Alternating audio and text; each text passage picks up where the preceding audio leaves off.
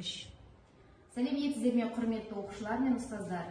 Бүгінгі 4-ші Б сыныбында өткелі жатқан дизайнер тақырыбындағы ашық сабағыма қош келдіңіздер.